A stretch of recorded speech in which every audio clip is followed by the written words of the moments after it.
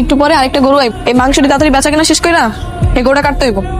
Sir তার গরু মাংস নিতেছেন না স্যার? আমার দোকানে সবচেয়ে ভালো গরু মাংস এবং সলিড মাংস বাদামের মাংসের দোকান। স্যার ওইদিকে না স্যার, এইদিকে আসেন। একদম দেশি ষাঁড় গরুর মাংস, 100% ফ্রেশ। আপনি ফ্রেশ মাংস নেবেন না? আসুন স্যার, আপনি আমার দোকানে আসেন স্যার। স্যার আপনি আমাকে মাংসগুলো একবার দেখেন, যদি ফ্রেশ না হয় তাহলে নিবেন না, আপনি খালি দেখা যান। কেন এমন না? তোর কি সাবান বাইরে গেছে? পরে চাপাল দেখছো? চাপাতের কাইটা কুচি কুচি করে তোর না মাংস কাছে বিক্রি করে দেবো। চাপাটি আমার দোকানে আছে বাতেন, ঠিক আছে?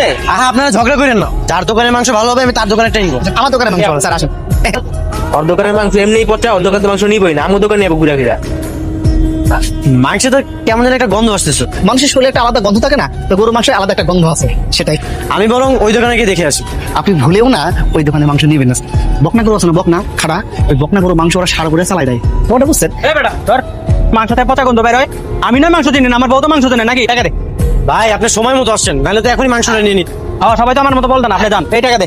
দেখি আপনাদের মাংসের কি অবস্থা। দেখা মুন্না, স্যারের মাংসগুলো দেখা। দেখে তো ভালোই মনে হচ্ছে। ঠিক আছে, আমাকে 5 কেজি দাও।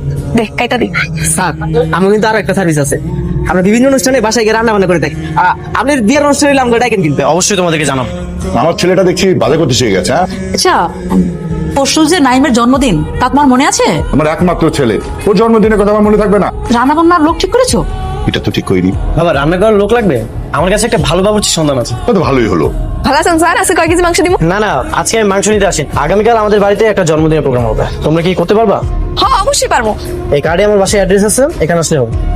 এইবারই খারাপ। দুনিয়াতে এত বাড়ি থাকতে শেষ পর্যন্ত এই বাড়ির অর্ডার নেওয়া লাগলো তো? কি সমস্যা বুঝলাম না। তোমার বোঝা লাগবে না। গাড়ি ঘোড়া বাড়ি চল। এই বাড়ির কাম আমি করতে পারবো না। আব্বা আমি কথা দিয়ে ফেলাইছি না? আর তুমিই তো কইছো কারোর কথা দিয়ে কথা বল খেলাপ করতে হয় না। হ্যাঁ তোমার মেহমান দাওয়াত দিয়ে ফেলাইছে। আপনারা চলে আসেন, আসেন ভিতরে আসেন। ওস্তাদ এখানে রান্না করতে চাইতেছে না। আঙ্কেল আমরা অলরেডি সবাইকে দাওয়াত দিয়ে ফেলছি, এখন যদি এমন কথা বলেন তাহলে কিভাবে হবে? দেখছো আব্বা কইছি না, লও এরকম করো না, লও। আঙ্কেল ভিতরে আসেন, আসো ভিতরে নিয়ে যাও এগুলো। এনে কাগজ কলম নে। কতজন মানুষের খাওয়া নেবো? রোস্ট কয় পিস হইব? পোলা মাংস হইব নাকি তেহারি হইব? লিখে লইবি যা। এদিকে আমি বুঝবো আব্বা, তুমি যাও। একদিন কি শিখছস? আব্বা কইলো কি আপনি খাবারের কি কি মেনু হইব আর কতজন লোক হইব সব লিস্ট করে লইতে। ঠিক আছে, বাসা ভিতরে চলে আমি সবকিছু লিস্ট করে দিচ্ছি। কি হলো হ্যাঁ বসো। সমস্যা নাই, ও দাঁড়িয়ে কথা বলুন।